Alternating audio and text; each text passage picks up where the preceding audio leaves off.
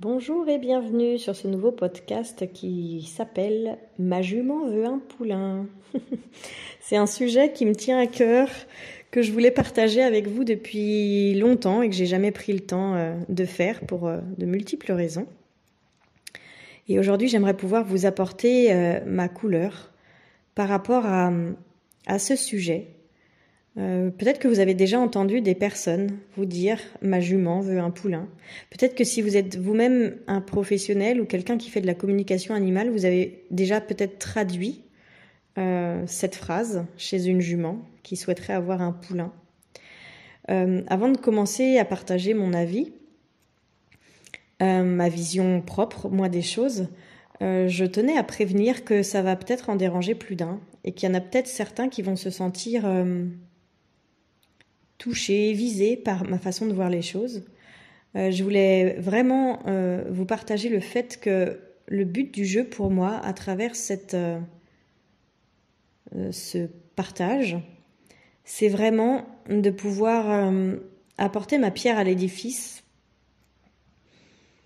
au monde animal, au peuple animal que je respecte vraiment très très fortement depuis mes tripes, depuis la moindre de mes cellules. Et que vraiment, une des choses que je suis venue faire ici, c'est d'apporter mon témoignage, ma vision des choses, ma façon de vivre les choses, pour que ça fasse avancer le schmilblick. Donc on a tous notre rôle à jouer, et je joue aujourd'hui le mien, et ça n'est certainement pas pour viser méchamment, ou pour détruire, ou pour nuire à la pratique de personnes qui pourraient être d'ailleurs des collègues ou des personnes qui travaillent un peu dans les mêmes domaines que moi. Ma jument veut un poulain. Alors, moi j'ai déjà entendu cette phrase ou lu cette phrase bien des fois. Quand elle arrive de la part de quelqu'un qui a fait personnellement une communication animale avec sa jument, le résultat l'impacte elle-même, mais je dirais que c'est moins grave que lorsque c'est quelqu'un de professionnel vers qui on se tourne, qui traduit ça. Pourquoi ? Parce que simplement déjà, dans le monde animal, vous le savez certainement si vous êtes proche des animaux, et je pense que c'est le cas si vous écoutez cet enregistrement, les gens qui sont avec leurs animaux sont complètement fans, amoureux, je ne sais pas comment dire d'autres, en fusion avec leurs animaux. Leurs animaux, c'est un prolongement d'eux-mêmes. Leurs animaux, c'est leur trésor. Leurs animaux, c'est ce qu'ils ont de plus précieux. Et quand je dis « ils », c'est parce que je m'inclus dedans, en fait. Hein. Pour moi, ça a été la même chose, cette espèce de prunelle de nos yeux, quoi. Et du coup, quand ils font appel à quelqu'un d'extérieur pour traduire leurs animaux, pour pouvoir comprendre ce qui se passe et pouvoir leur apporter exactement ce dont ils ont besoin, c'est comme s'ils remettaient tout leur pouvoir dans vos mains. Vous qui allez communiquer avec leurs animaux et leur dire qu'est-ce que leurs animaux pensent, qu'est-ce que leurs animaux ressentent. Et la plupart vont plonger à 3000% dedans, si tant est que vous soyez suffisamment bienveillant et que vous leur portiez des réponses qui sont possibles à mettre en œuvre rapidement pour atténuer, arrêter le symptôme, le signe pour lequel ils viennent vous consulter.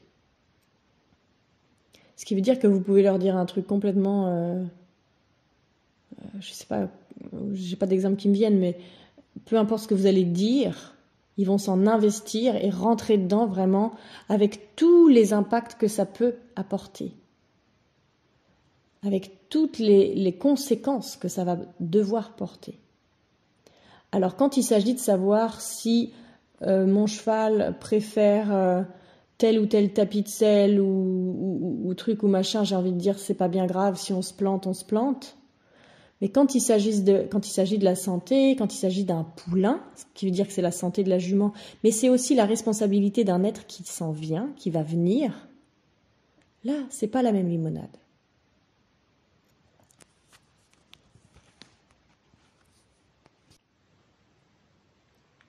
Et parfois, on a l'impression, en fait, d'être au bon endroit. C'est-à-dire que c'est juste que ça entretient un jeu énergétique bien ficelé, qui a fait ses preuves, qui marche, et qui marche tellement qu'en fait, on peut même pas se rendre compte qu'on marche dans un jeu énergétique qui est pas vraiment... qui reste de l'illusion. C'est comme si, en fait, on prenait un chemin qui avait été pris tellement et tellement et tellement de fois que du coup, il est creusé, il est bien creusé, et que du coup, c'est la facilité que d'être dans son vortex, que d'être attiré par le chemin qui forme et à marcher ce chemin. Au lieu de se poser des questions, de sortir du chemin, de rentrer dans la jungle, là où il n'y a pas de chemin, il faut prendre sa faucille et puis aller... il faut trouver autre chose, quoi. Il faut aller former un autre chemin. Ce qui fait qu'en fait, on est dedans et ça tourne, ça roule. Donc, on a l'impression qu'on est au bon endroit. Ce jeu énergétique, c'est... D'un côté, j'ai besoin d'être celle... ou celui, parce que même s'il y a beaucoup plus de communicantes animaliers que de communicants, j'ai besoin d'être celle qu'on va valider, que l'extérieur me valide. J'ai besoin de reconnaissance. J'ai besoin de tout ça. En face, on a l'autre qui, lui, est dans le schéma « je suis pas puissant ». J'ai besoin que quelqu'un me prenne en charge. J'ai besoin que quelqu'un sache à ma place. Et du coup, les deux-là se trouvent bien. Parce que du coup, moi, je ne sais pas quoi faire pour ma jument, donc je me tourne vers l'extérieur, mais je tourne tout vers l'extérieur. C'est-à-dire qu'il n'y a pas de discernement. Il y a, s'il vous plaît, je suis tellement désemparée, je suis tellement impuissante et je veux tellement pas voir mon impuissance, que je remets tout mon pouvoir dans vos mains. Et il y a l'autre en face qui, je suis à ma place, je me sens puissante, j'ai la reconnaissance, on me reconnaît, ça me fait du bien. Donc je suis puissante et je suis là et je vais vous traduire votre animal et tout va bien se passer, vous allez le voir. À partir du moment où ces deux énergies se rencontrent, clac, ça s'accroche. Et la jument dans tout ça. On m'a dit ma jument est triste, donc elle veut un poulain, donc je vais la faire pouliner. Ok, tout le monde est content. Tout le monde est content. Ce qui fait que ça revalide le fait qu'on croit qu'on est à la bonne place. Ok, la jument veut un poulain, on met en place un poulinage pour le printemps prochain. Donc on va aller l'emmener se faire inséminer, ou peu importe, enfin en tout cas c'est prévu, ça y est, c'est dans les starting blocks, le projet est lancé. Est-ce qu'on se pose la question de savoir si on a le temps, l'argent, l'envie de le faire ? Est-ce qu'on se pose les questions qu'on va aller voir tout à l'heure par rapport à la jument ? Non. Peut-être qu'on y réfléchit un peu, mais en même temps, il y a ce besoin de répondre à la détresse de la jument pour ne plus voir cette détresse, pour ne plus que ça vienne me ramener mon impuissance. Donc finalement, on fait un peu de réflexion, mais finalement, non, en fait, mon instinct me dit que c'est bon, il faut que j'y aille. Et la plupart du temps, c'est pas l'instinct. La plupart du temps, c'est le trouillomètre. Et quand on prend une décision sur la peur, ça fonctionne pas bien. J'ai tellement peur que ma jument aille mal, ça vient tellement m'appuyer sur des boutons personnels que c'est bon, je prends la décision et c'est tellement du tac au tac que je me dis tiens, c'est mon intuition, tiens, c'est mon instinct, je savais bien, il fallait que j'aille vers cette personne, et gna.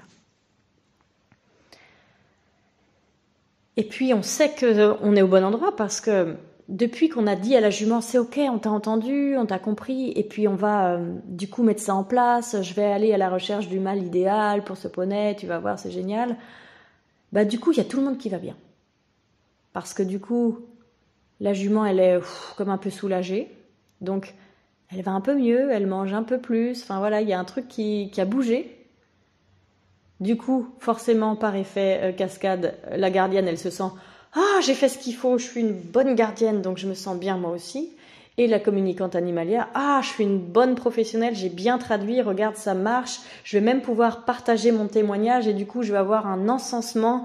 Waouh, c'est génial ce que tu fais et tout, c'est super, c'est ça. » Donc en fait, tout le monde a cette espèce de validation qu'il est au bon endroit. Et c'est là que moi, je dérange en général. Pourquoi? Parce que c'est pas parce que le signe ou le symptôme que je voulais voir disparaître, celui pour lequel je consulte pour ma jument, c'est pas parce qu'il disparaît qu'on est au bon endroit. C'est-à-dire que parfois, le signe ou le symptôme va disparaître et je serai au bon endroit.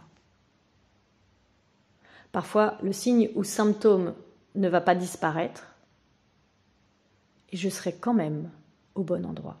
Parfois encore, je serai au bon endroit et le symptôme va disparaître. Tout est possible là-dedans.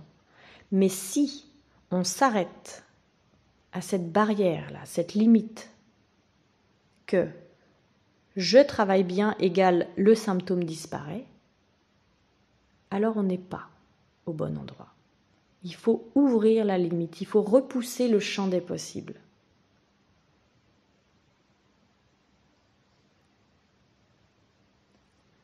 Ma jument veut un poulain. Et alors quoi? Tu l'as fait pouliner? Ben oui, elle est triste. Ok. La jument que j'ai traduite aujourd'hui, c'est trop génial. J'ai réussi à voir qu'elle était triste et aller à l'origine de sa tristesse. Ah, ok, ça m'intéresse. T'es allé à l'origine? Parce que moi, c'est ce que j'aime faire, c'est aller à l'origine. Parce que je pense que si on va à l'origine, on a toutes les chances de vraiment aller apaiser, pacifier tout ce qui est à l'intérieur. Et donc, vas-y, raconte-moi, c'est quoi les origines? Ben, les origines, c'est qu'en fait, elle était triste parce qu'elle voulait un poulain. Ah. C'est ça, les origines? Ben oui, j'ai trouvé l'origine de sa tristesse, c'est qu'elle veut un poulain. Ok, donc on n'est pas du tout dans le même référentiel. Quand je dis que je vais aux origines, c'est pas ça pour moi. Aller aux origines, c'est creuser. Pourquoi elle te dit qu'elle veut un poulain? Et déjà, est-ce que c'est vraiment elle qui le dit? Bon, ça, j'en parle pas parce que c'est les choses de base. Est-ce que c'est moi qui projette ça sur la jument et que ça lui appartient pas, entre guillemets? Bon, ça, c'est tellement évident que j'en parle pas aujourd'hui. Ce qui est important ici pour moi d'expliquer, c'est le niveau de conscience auquel on s'adresse chez l'animal. Il y a plusieurs niveaux de conscience, comme chez nous. Je vais le montrer de façon très simplifiée avec 3 strates différentes. Il y a la personnalité, il y a l'âme, et il y a ce que moi j'appelle la sagesse. Ce qu'on peut appeler la source, la vie, le cœur de l'univers, j'en sais rien comment vous pouvez appeler ça, peut-être Dieu, certains appellent ça peut-être Dieu, j'en sais rien. En tout cas, c'est cette espèce d'endroit d'où on vient tous, cet endroit qui est en nous, en chacun de nous, de tous les êtres vivants, petits ou grands, hommes, animal, peu importe. C'est le bout qu'on porte en nous de la maison. Cette espèce de faisceau lumineux, si on pouvait le voir, qui nous traverse. Cet endroit en nous, cet espace en nous qui n'a jamais souffert, qui ne souffrira jamais, qui connaît tout de ce par quoi on est passé, et qui connaît toutes les façons de sortir d'une impasse. Cette omniscience presque. Et moi, c'est ça que je traduis. Ou en tout cas, c'est ça que je vise vraiment pour essayer de m'en rapprocher au plus. Et la plupart du temps, quand on est sur « ma jument veut un poulain », on est sur la première strate de conscience, on est sur sa personnalité. Imaginez pour ça un grand soleil là. Un soleil comme le dessinent les enfants, il y a le rond central et puis il y a des traits là pour former les rayons. C'est comme si on venait tous du rond central, c'est-à-dire que c'est notre base commune à tous, c'est cette source qu'on porte en nous. Et que chacun des rayons là, ça commence un peu à se diviser du coup cette source. Chacun des rayons c'est comme une âme, comme si venant de cette source il y avait une âme là qui sortait, qui descendait. Et plus on descend, plus on arrive dans le bas du rayon, et plus on est séparé de la source centrale.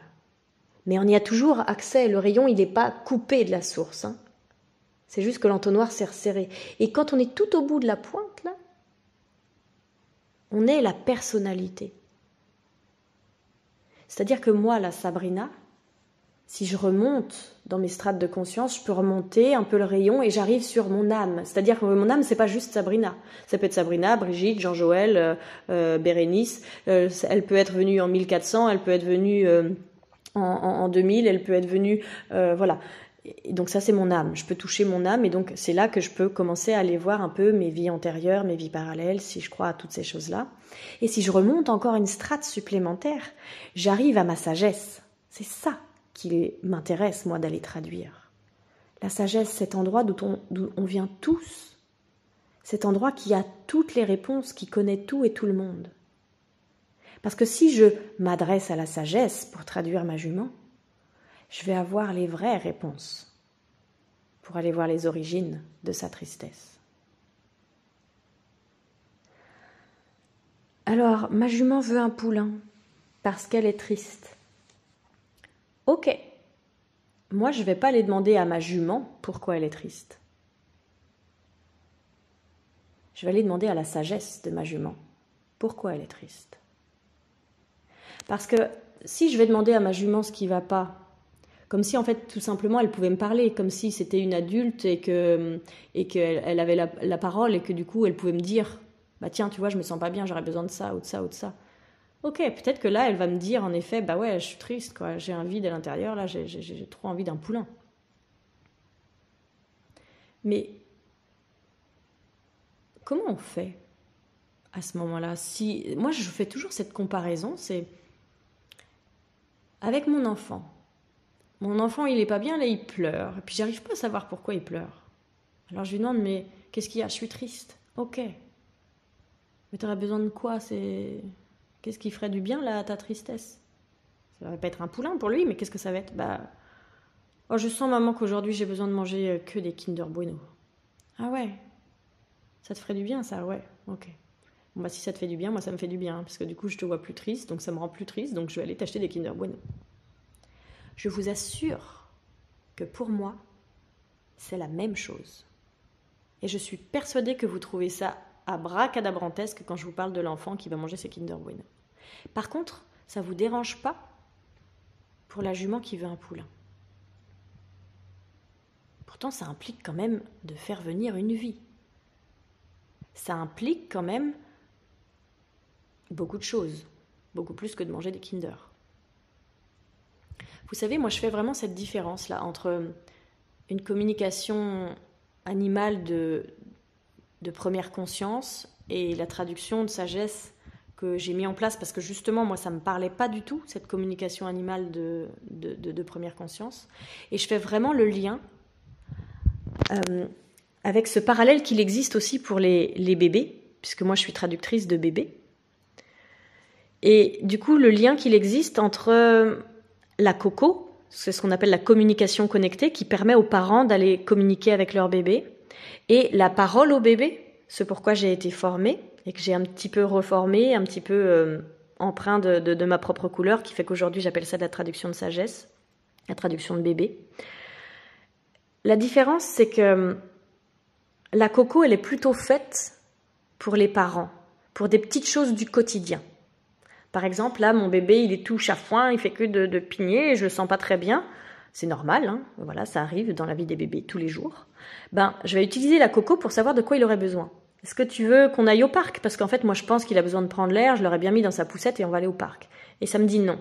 Ah, ok. Est-ce que tu veux aller prendre un bain chaud? Non. Tu veux dormir? Non. Tu veux que je te pose sur le tapis de jeu avec ton portique d'éveil? Oui. Ah, ok.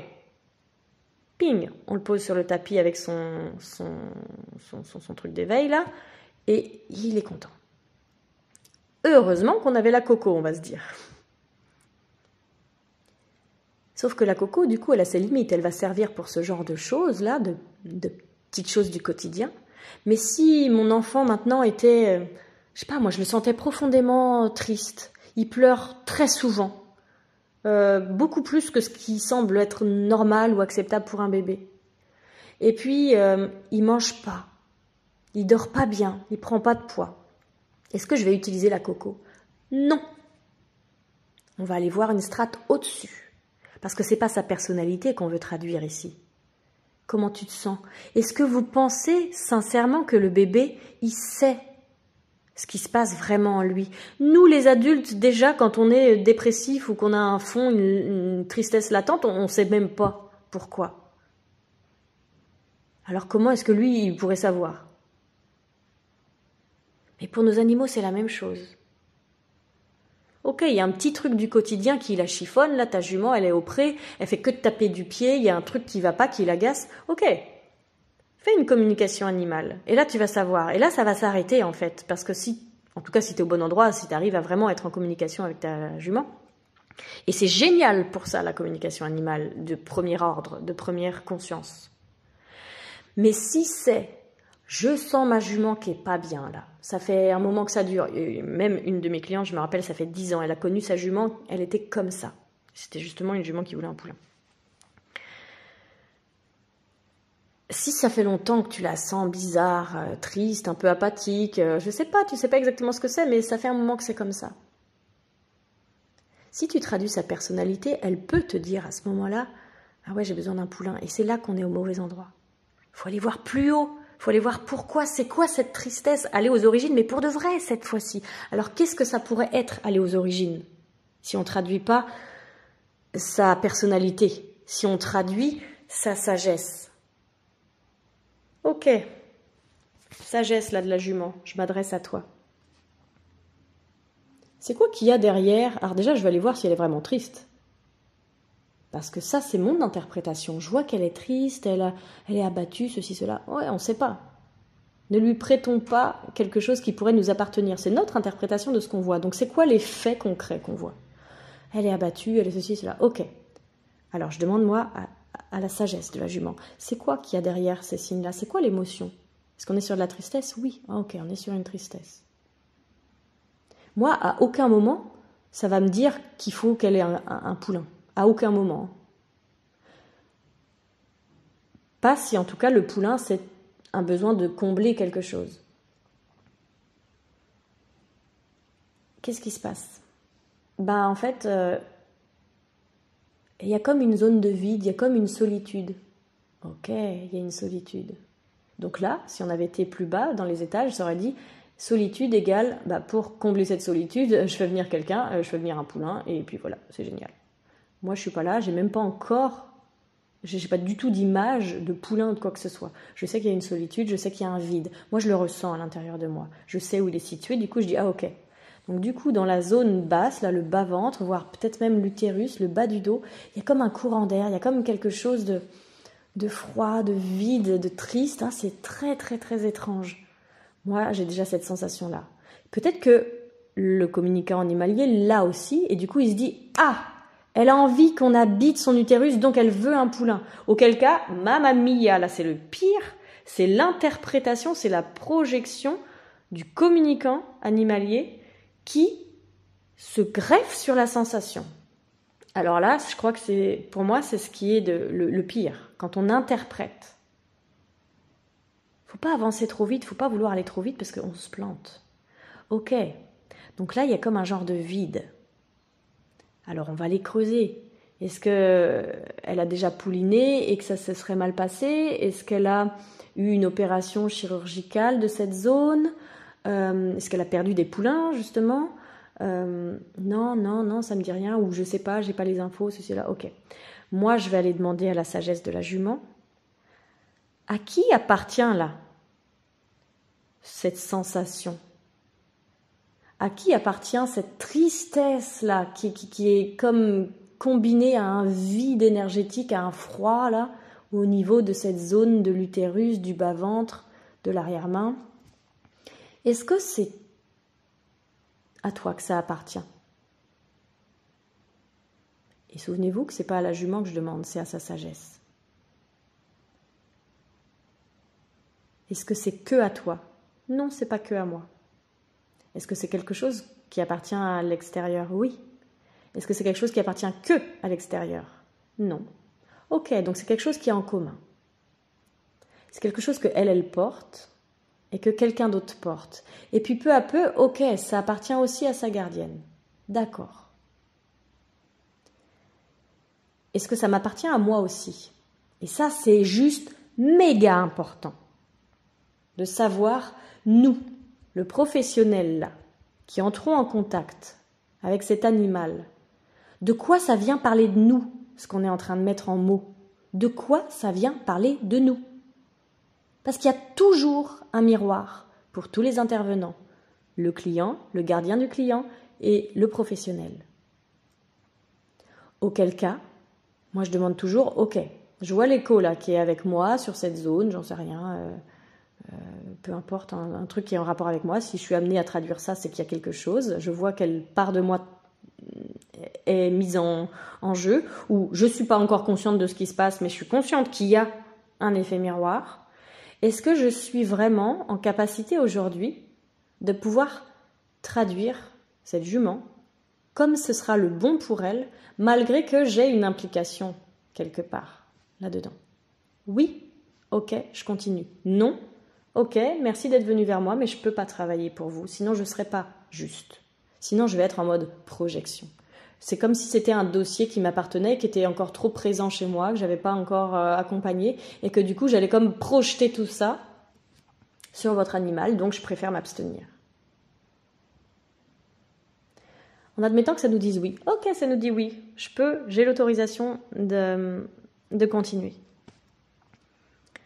Qui est-ce qu'on va aller voir en premier du coup? Est-ce qu'on va aller traduire ce qui appartient à toi, là, jument, ou est-ce qu'on va aller traduire ce qui appartient à ta gardienne? Et la sagesse va nous répondre, c'est pas la jument. La sagesse, elle sait. La sagesse, elle sait exactement à quel endroit on doit aller en premier lieu. Je ne veux pas faire la présomptueuse, mais moi j'ai cette capacité, c'est ça moi mon pouvoir magique entre guillemets. Il y en a d'autres qui sont doués pour d'autres choses et que moi je suis pas douée pour ces choses-là. Moi mon pouvoir magique, c'est de sentir, c'est d'arriver à voir à qui appartient le prochain nœud qu'on va devoir dénouer pour travailler en profondeur vraiment sur le souci pour lequel on vient me voir. Moi, je le porte à l'intérieur. Je ne sais pas vous l'expliquer, je ne sais pas comment le faire fonctionner parce que c'est quelque chose que je porte, c'est un bout de moi. Et donc à ce moment-là, moi, quand je demande à la sagesse, j'ai ma réponse tout de suite à l'intérieur. Maintenant, j'ai plus besoin de demander à la sagesse, c'est-à-dire que je sais, pendant la séance, qu'on ne va pas parler avec la jument aujourd'hui, on va parler avec la gardienne. Même si la gardienne, elle se dit « Ah, mais non, mais moi je viens pour ma jument, c'est pour ma jument, je ne veux pas que ce soit pour moi. » Ok, si tu veux vraiment travailler pour ta jument, vraiment, accepte que ça passe par toi. Et sinon, va voir quelqu'un d'autre. Va voir quelqu'un qui va te faire ce que tu veux. Va voir quelqu'un qui va te gommer le problème parce que c'est ce que tu veux. Tu veux pas que ta jument aille bien. Tu veux que ce problème soit gommé pour que tu ne vois pas cette souffrance. C'est ta jument qui te fait mal. Et moi, c'est pas ça que je fais.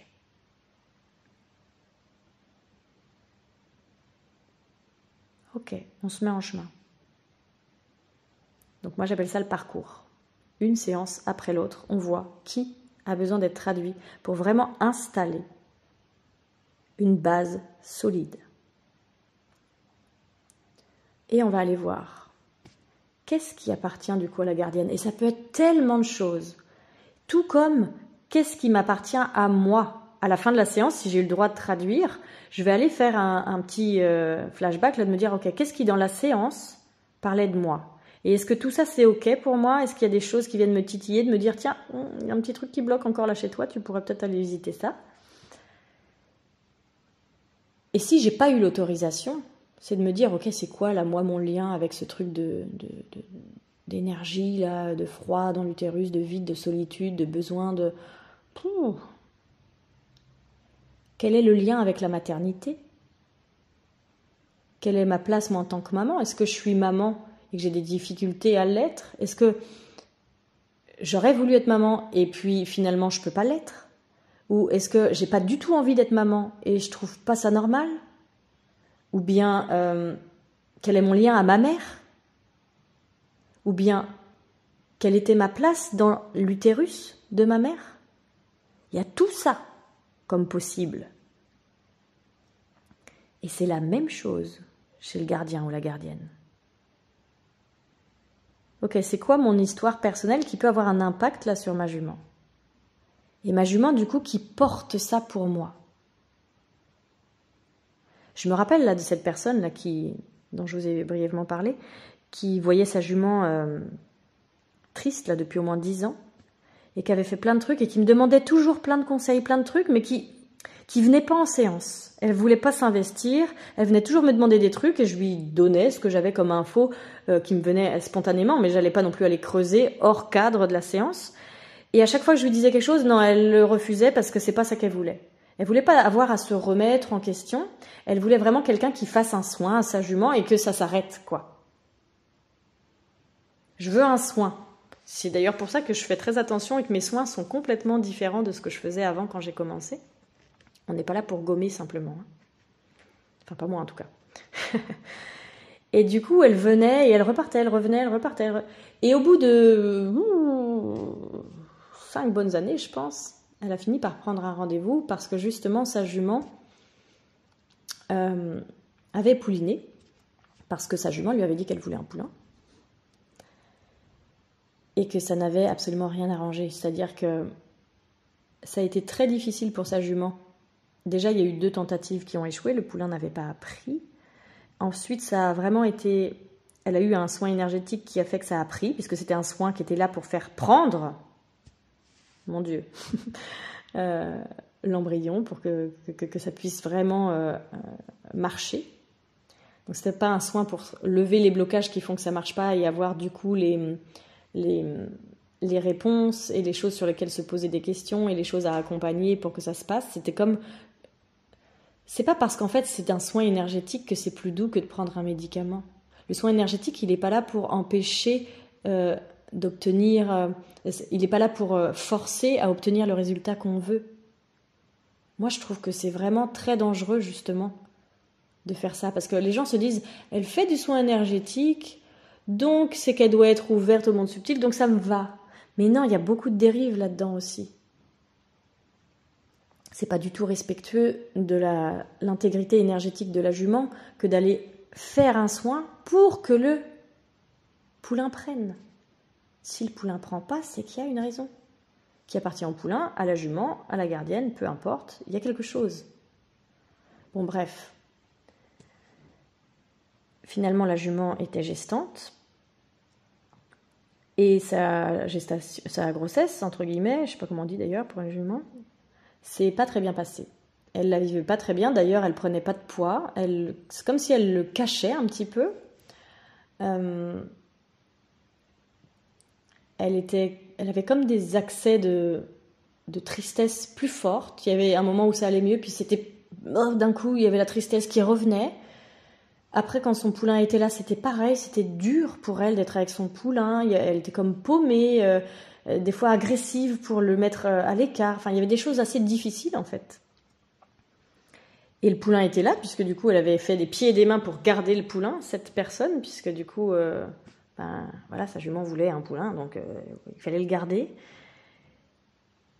Et force est de constater que ça marchait pas. Il faut garder le poulain parce que sa jument lui a dit je veux un poulain et il faut le garder, mais en même temps, non seulement ça demande beaucoup d'énergie, beaucoup d'argent, beaucoup d'investissement, et en plus beaucoup de nœuds à la tête parce que du coup le poulain, non, ça marche pas là. Elle veut garder son poulain, mais ça marche pas. Il faut qu'il y ait 2 champs différents, c'est le bazar, on peut pas les mettre ensemble, et c'est le bazar quoi. Et du coup, quand elle vient me voir et qu'elle me dit, voilà, ma jument m'a dit qu'elle voulait un poulain et que c'est pour ça qu'elle était triste et que du coup, là, il y a le poulain, mais elle est toujours triste, là, on est allé voir ce qu'il y avait vraiment à l'intérieur. Et donc, il y avait quelque chose qui appartenait à sa gardienne, de l'ordre de ce que je vous ai proposé tout à l'heure. Son lien, elle, à la maman, à la mère qu'elle est, ou qu'elle n'était pas d'ailleurs, à ce besoin d'avoir un deuxième enfant qui ne vient pas, qui ne s'accroche pas. Donc tout ce qui est projeté sur la jument, que la jument porte. Et souvent on va se dire d'ailleurs, ouais, mais les animaux ils sont là pour nous aider à porter nos charges, c'est formidable, c'est des gros cadeaux, des bonheurs sur pattes qui prennent des choses pour nous, on les remercie. Non. Ils les prennent. Parce qu'ils sont constitués comme ça, entre guillemets, ce sont ces éponges dont on parle. Donc ils absorbent ce qu'il y a. Mais à partir du moment où on est conscient de ce qui se passe, c'est à nous de reprendre ce qui nous appartient. On a un devoir, une responsabilité. C'est pas ah bah tiens tu vois mon chien il porte ma tristesse et tout ça, c'est trop cool, il est trop gentil, il est trop. Mais n'importe quoi, il est pas trop gentil, il est en souffrance parce que vous n'êtes pas en capacité d'aller vous occuper de votre tristesse. Tant qu'on ne le sait pas, pour moi c'est ok. À partir du moment où on est conscient, alors là on a une putain de responsabilité. On a une vie entre les mains. Et c'est là qu'il faut prendre des décisions. Et si je ne suis pas capable d'aller voir ma tristesse, parce que ça me fait peur, c'est mon droit. Mais du coup, il faut que j'accepte que mon animal puisse en pâtir. Et que j'ai ma responsabilité dans les douleurs, dans les souffrances, dans les comportements qu'il montre. Ou bien, j'ai le courage de revendre mon cheval à quelqu'un qui, je pense, sera plus apte à lui donner un environnement qui est bon pour lui. Et puis moi, j'irai m'occuper de ça quand je serai en capacité de le faire. Enfin, il y a plein de solutions, mais à partir du moment où on est conscient, pour moi, on a vraiment une grosse responsabilité. Il ne s'agit pas juste d'un animal, c'est la vie d'un être vivant, et c'est la prunelle de vos yeux.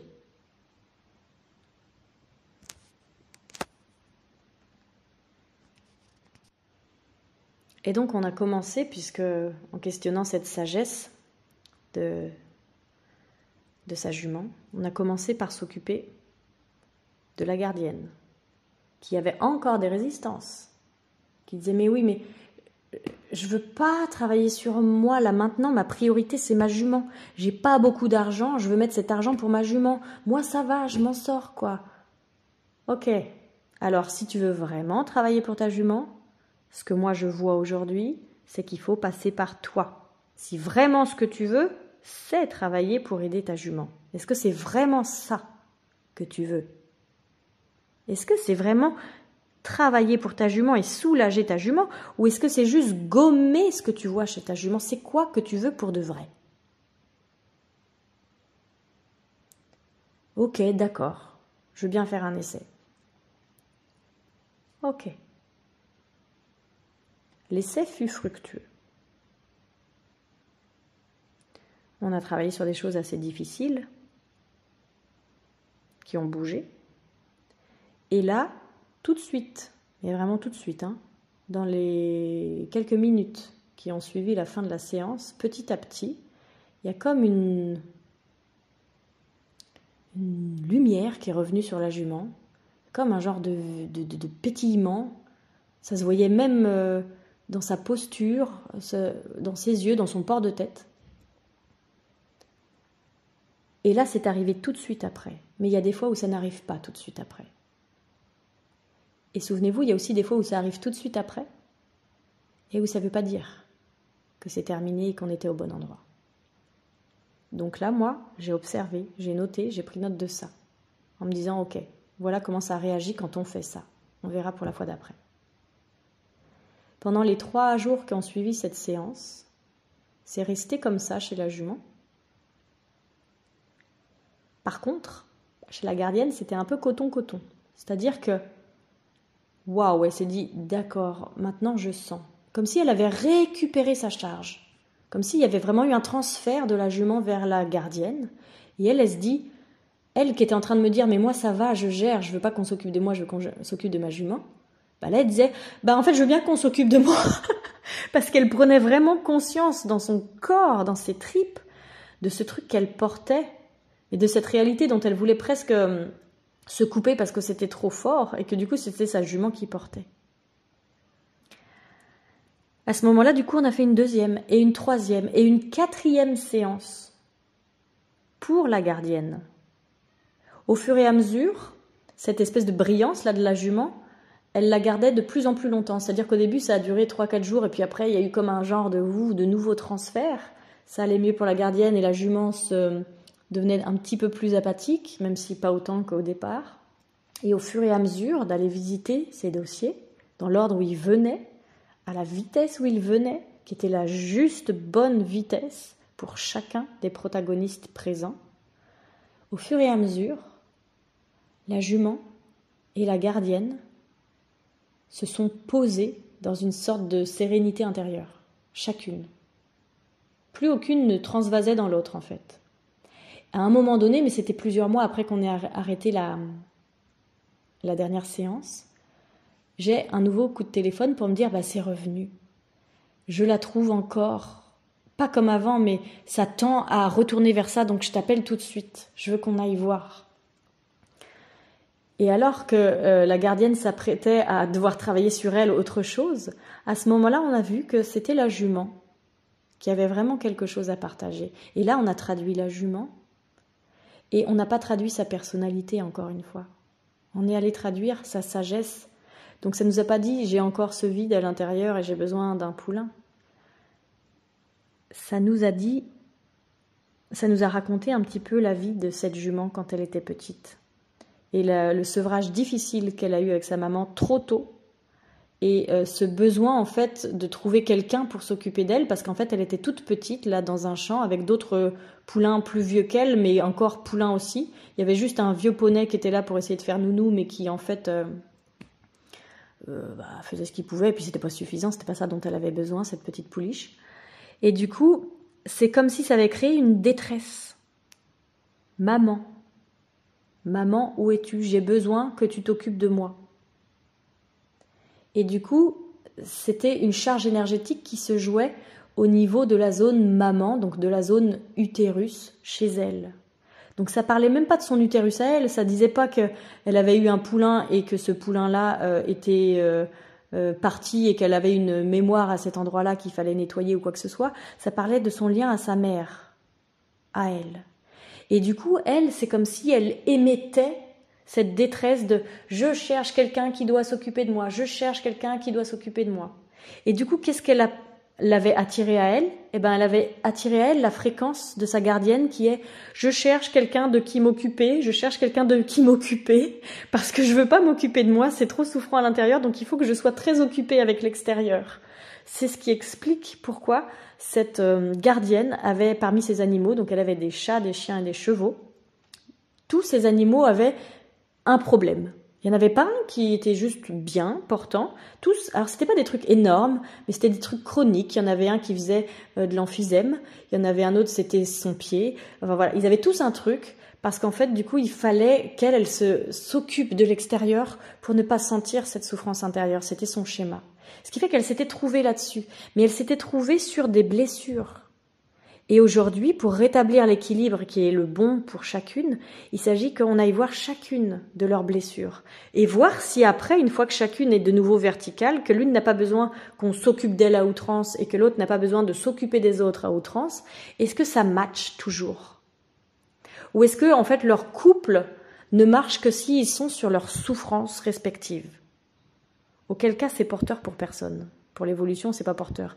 Et même si elles peuvent avoir la sensation d'avancer, souvent, la gardienne, elle peut se dire à ce moment-là, je crois pas que c'est ça qu'elle m'ait dit, mais en tout cas, c'est ce que je retrouve souvent chez les gens que j'accompagne, mais j'avance, je suis en train d'évoluer et tout.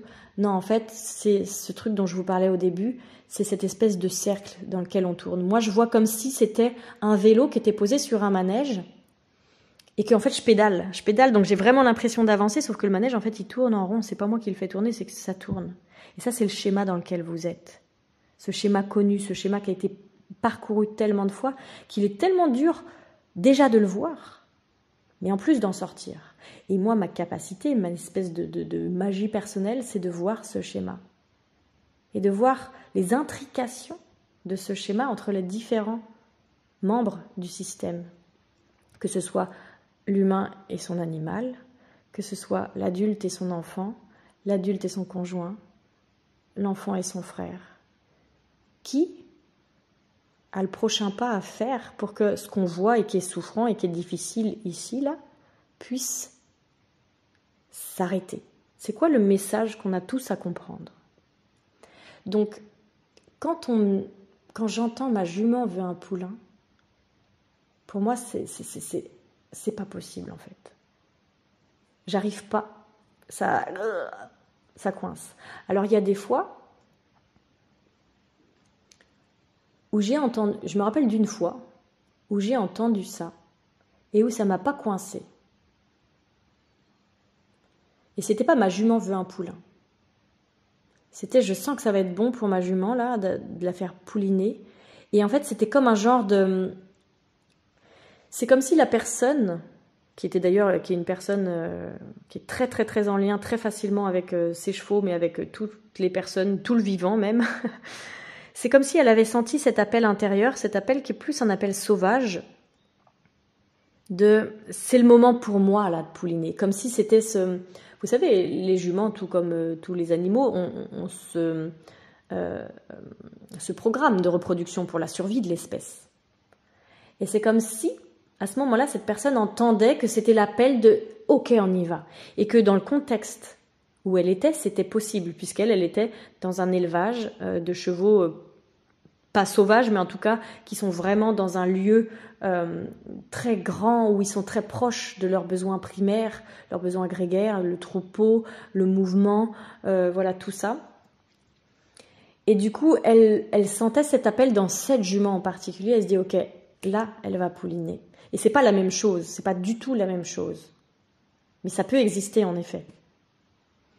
Et il y a autre chose qui me vient aussi.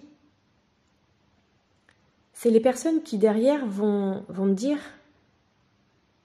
je lui ai demandé, et c'est comme si en me disant ça à moi, elles se disent, tiens, Sabrina, elle connaît les animaux, elle fait aussi de la communication avec les animaux, donc en fait, elle va pouvoir me comprendre, je peux lui dire ça, elle va pas prendre pour une folle. Et finalement, alors moi, je les prends pas pour des fous, mais par contre, ça grince à l'intérieur de moi. C'est quand ça me dit, en fait, j'ai demandé à ma jument quel mâle elle voulait pour son poulain. La plupart du temps, ça me fait grincer moi aussi, vraiment. Et je voudrais vous partager pourquoi. Et je dis pas encore une fois que j'ai raison, que vous avez tort, ou quoi que ce soit, mais je vous partage moi ce que je vois à l'intérieur en fait, ce que je ressens à l'intérieur. On a une responsabilité auprès de nos animaux, puisque leur vie dépend de nous. C'est nous qui leur donnons, ou qui leur donnons pas, les éléments de leur environnement. C'est nous qui choisissons leur nourriture, c'est nous qui choisissons si on les monte ou pas, avec quel matériel, comment on prend soin de leur santé, tout ça. Donc on a une responsabilité. Donc dans le fait de vouloir faire pouliner une jument, il y a une responsabilité. On a, à mon sens aussi, une responsabilité d'aller choisir quel mâle va être celui qui donnera ce poulain, cet être qui va arriver. Ce qui me fait dire ça aujourd'hui, c'est que la plupart des gens que j'ai pu entendre dire ça, ce sont des gens qui sont très, voire peut-être trop, dans ce besoin de liberté, de souveraineté. Ce sont des gens qui en général ont souffert dans leur enfance de ne pas avoir le droit d'exprimer pleinement qui ils sont. Et si je peux le traduire aujourd'hui, c'est parce que je viens de cet endroit-là, où c'est comme si le fait d'être eux-mêmes, c'était pas vraiment permis, que du coup, ils avaient des élans intérieurs très forts, qui étaient les élans de leur nature profonde, et que dans l'environnement où ils étaient, dans la famille où ils étaient, c'était pas compris, et que du coup, c'était comme bafoué, c'était comme ligoté, c'était comme bâillonné, et que du coup, on n'a pas pu laisser cette pleine expression de leur nature profonde. Ce qui peut créer des sensations de blessure de rejet, d'abandon, d'humiliation, plein de choses, qui fait qu'aujourd'hui, quand ils sont enfin dédouanés de cette espèce de compte à rendre à leurs parents ou à leur famille ou aux adultes qui sont censés les gérer, du coup, ils veulent plus entendre parler de ça, ils veulent une pleine autonomie pour que la vie puisse pleinement s'exprimer. Et du coup, ils prêtent ce qui leur est propre, ce qui leur appartient, leur valeur profonde, ils la prêtent à leur animal.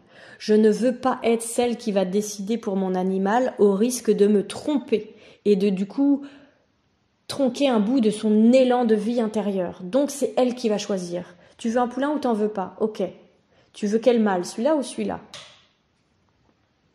Sauf qu'à ce moment-là, on est aussi dans de la projection. La projection, c'est pas seulement les trucs durs que je porte, que je veux pas regarder et que je te donne. La projection, c'est aussi, voilà mes valeurs profondes et je te les donne. Mais mes valeurs profondes ne sont pas forcément les valeurs de ma jument.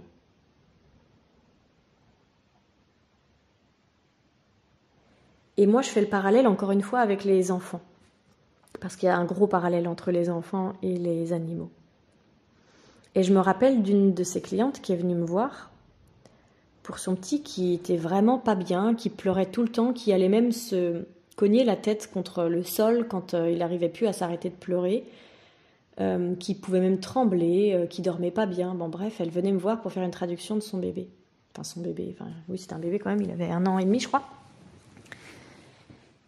Et du coup elle me racontait un peu, puisque je lui pose des questions pour apprendre un petit peu à la comprendre, et aussi parce que dans le discours je sens à l'intérieur de moi les endroits où ça coince. Je sens quand c'est vraiment relié à l'élan de vie qui traverse, ou quand c'est des parties plus ou moins dans la peur, dans les blessures, qui prennent les décisions.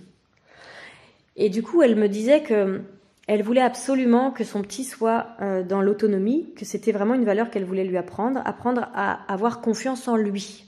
Et donc, pour ce faire, à l'emmener vers cette autonomie rapidement. Parce qu'elle n'avait pas confiance en elle, et que c'était à cause de la façon dont ses parents l'avaient éduquée, ceci, cela. Et du coup, elle voulait absolument pas refaire ça avec son petit. Donc, elle lui donnait. Mais elle lui donnait quoi? Elle lui donnait pas ce dont il avait besoin, elle lui donnait ce dont elle avait eu besoin quand elle était petite. Cette confiance en elle, cette confiance dans le fait qu'à l'intérieur, tout était présent et qu'il n'y avait qu'à laisser la vie s'exprimer en donnant un cadre sécuritaire. Et du coup, elle donnait à partir de sa blessure, de ne pas avoir reçu ça. Et du coup, c'était complètement à côté de la plaque. Déjà parce que c'était pas vraiment très équilibré et parce que c'était pas ce dont son enfant avait besoin. C'était pas équilibré, pourquoi ? Parce que du coup, il n'y avait pas le cadre. Il y avait tout donné, toute l'autonomie, surtout pas aller contre quelque chose que l'enfant voulait. Donc là, on était à l'extrême inverse. Je lui demande s'il veut bien aller changer sa couche. Allô ? Alors moi, je suis très pour l'autonomie, pour le respect, mais alors à demander à un bébé d'aller changer sa couche, pour moi, c'est n'importe quoi. Lui dire, là, ta couche doit être changée. Donc tu termines ton petit jouet là, ou tu termines de regarder ton livre, et puis après on y va. C'est vrai, on n'est pas là pour se dire, ah tiens, il a fait caca, oh je le prends, et puis sans lui demander, sans lui dire ce qui se passe, ça je suis tout à fait d'accord. Mais lui demander et attendre qu'il nous dise, oui d'accord, je veux bien, pour moi c'est n'importe quoi. À côté de ça, elle faisait aussi, elle dit, par exemple quand il tombe, là il était en train d'apprendre à marcher, et du coup quand il tombe d'une marche et qu'il se cogne, je vais pas le voir tout de suite, parce que je veux pas qu'il croie que c'est que maman qui peut le sauver et tout ça, que du coup il a aussi tout ce qu'il faut à l'intérieur pour pouvoir demander de l'aide, avoir confiance en ses ressources et tout ça. Ce qui fait que du coup elle attendait que son bébé l'appelle et lui demande de venir. Pour le bébé, c'était méga insécurisant. Déjà parce qu'on était dans un extrême un petit peu trop poussé, mais aussi parce que en fait dans l'histoire du bébé, il y avait en fait, quand il était tout petit dans le ventre de sa maman, il a perdu un jumeau intra-utéro. Sauf que la maman ne le savait pas. Du coup, le bébé, lui, c'est comme s'il était dans cette espèce de drame utérin, tout seul. Maman et papa n'étaient pas au courant. Et donc, il n'y avait personne pour l'aider, personne pour le cajoler, personne pour l'accueillir. Et lui, qu'est-ce qui s'est mis en place à ce moment-là ? Il y a eu une croyance qui s'est mise en place et qui a créé un schéma de fer. Je ne suis pas suffisamment aimable pour qu'on s'occupe de moi. Si papa et maman ne s'occupent pas de moi, là, ne me répondent pas, c'est qu'il y a une bonne raison. C'est pas qu'ils sont méchants. Je peux pas avoir des parents méchants, ça c'est pas possible. C'est que je dois pas être capable en fait. Je dois pas être suffisamment bien. Je suis pas capable d'être leur enfant. Je suis pas aimable. Voilà, il y avait quelque chose de ce goût-là qui se formait. Je me rappelle plus exactement de la phrase, mais c'était quelque chose de cette teinte-là. Du coup, quand le petit se cassait la figure et que personne ne venait l'aider, c'est ça qui se mettait en place. Ce qui fait qu'il ne pouvait même pas profiter de cette autonomie, de cette confiance en lui que voulait lui offrir sa mère. il était plutôt dans l'effet inverse. Ouais, je dois m'occuper tout seul, mais c'est pas une autonomie gagnée à force de sécurité. C'est pas la sécurité qui s'installe depuis tout petit qui fait qu'après je peux devenir autonome rapidement parce que j'ai cette sécurité intérieure. C'est, nom de Dieu, si je sais pas me débrouiller tout seul, je suis mal. Donc c'était super anxiogène pour lui parce que il avait ça et en même temps cette espèce de sentiment qu'il n'était pas capable de se débrouiller. Donc il pouvait pas bien dormir. Donc il y avait plein de trucs qui collaient pas. Et pour notre jument, pour en revenir à cette jument qui doit choisir son mâle, c'est la même chose. Pour un peu que dans son histoire personnelle, là, si c'était la même jument là, que j'ai traduit tout à l'heure, qui devait choisir son mâle, là, heureusement, je crois bien que pour elle, quand elle a eu son poulain, il n'y a pas eu à choisir son mâle, c'est que je crois que sa gardienne l'a choisi, il me semble. Ça voudrait dire encore... Ok, vas-y, choisis, je veux que tu aies toute cette autonomie pour choisir ton mâle, je veux ceci, cela. Mais si pour elle, l'autonomie, c'est horrible parce que justement, elle n'a pas eu sa maman. Elle n'a pas eu cette sécurité de grandir dans un cadre avec une maman bienveillante qui lui donne les premières bases de son éducation. Il faut encore qu'elle choisisse son mâle. Alors qu'elle aurait aimé sentir peut-être cette maman en vous. Alors, on est d'accord que c'est pas une fin en soi, hein, il faut sortir aussi de ces schémas-là, hein, de je remets à l'extérieur ce pouvoir qui est le mien, mais pour pouvoir vraiment s'investir de ce pouvoir, faut être accompagné. Hein. Et du coup, à ce moment-là, si vous choisissez le mâle pour elle et que vous dites « Ok, je vois que tu es une jument comme ça, tu es sensible, donc je vais choisir plutôt un mâle comme ça. » Et je vois que tu es une jument, voilà, qui a le dos creusé, qui a pas beaucoup de dos et tout ça. Donc on va mettre un petit cheval pour pas que le poulain soit trop lourd. Et puis, voilà, on va lui montrer qu'en fait on la connaît, qu'on la connaît dans ses forces, qu'on la connaît dans ses failles, et que du coup c'est en pleine connaissance et en pleine acceptation de qui elle est qu'on va choisir un mâle pour elle. Et là, c'est prendre notre responsabilité parce qu'on a une responsabilité. C'est pas parce que pour nous, c'est très important, cette autonomie, cette souveraineté, cette liberté, qu'on doit dédouaner notre responsabilité par rapport à nos enfants et par rapport à nos animaux. Par contre, si on pouvait lâcher un peu de la responsabilité qu'on a par rapport à nos conjoints, nos frères et sœurs ou nos parents, ce serait chouette. Parce que là, on n'a pas de responsabilité. Et souvent, à ces endroits-là, c'est plus délicat. Voilà, moi c'est ce que je voulais partager avec vous aujourd'hui, c'est ma façon de voir, c'est ma vision des choses, et c'est pas vraiment de le voir, c'est de le sentir, parce que moi j'ai ce truc là, que je sais pas comment appeler, cette espèce de sens très particulier à l'intérieur de moi, qui fait que vraiment, j'arrive à sentir quand c'est juste et quand ça ne l'est pas. Et c'est aussi pour ça que souvent, je préviens les gens qui veulent venir me voir pour leurs enfants, pour leurs animaux, pour eux-mêmes. Est-ce que vous êtes vraiment prêts à donner la parole à votre sagesse? Parce que, et c'est pas du tout embêtant ou péjoratif, il y a plein de personnes qui ne sont pas prêtes. Il y a plein de personnes qui vont aller vers l'extérieur chercher de l'aide pour qu'on puisse gommer les choses qui sont difficiles. Et ça, c'est ok, mais du coup, quand vous venez vers moi, c'est pas ça que je fais. Si vous avez envie de vraiment donner la parole à votre sagesse, à celle de votre bébé, à celle de vos animaux, si vous en avez marre de tourner en rond avec des problèmes récurrents, alors là, vous pouvez aller aux origines. Et là, vous pouvez venir me voir. Sinon, c'est que c'est pas le moment pour vous. Et ça veut pas dire que ce que je fais, c'est mieux que d'autres, mais c'est que ça arrivera à un moment différent de votre parcours. Ou pas, d'ailleurs.